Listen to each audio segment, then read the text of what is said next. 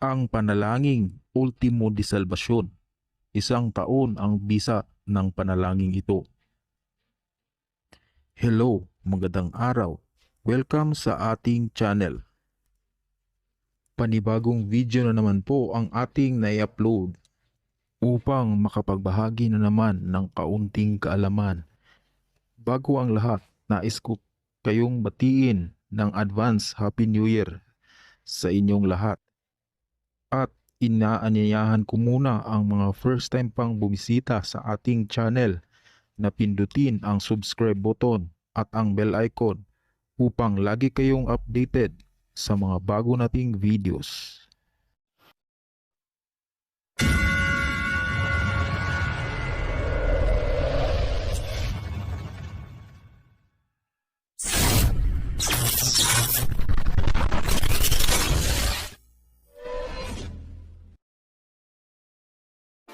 Ang Ultimo de Salvacion pong panalangin ay napaka-importante pong panalangin upang tayo ay magkaroon ng pangkalahatang proteksyon sa buong taon.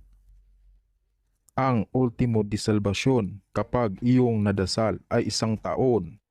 Ang bisa, ibig sabihin kapag nadasal mo na ito ay hindi mo na kailangang ulitin dasalin kasi nga isang taon ang bisa ng panalangin ito. Ang pagdadasal ng panalangin ito ay kailangan dadasalin ito pagkatungtong ng January 1. Ibig sabihin, December 31 ng hating gabi. Sa ganap na 12 AM ay dapat mo na itong madasal upang magkaroon ka ng isang buong taon. Proteksyon. Narito ang panalangin ng Ultimo de Salvacion.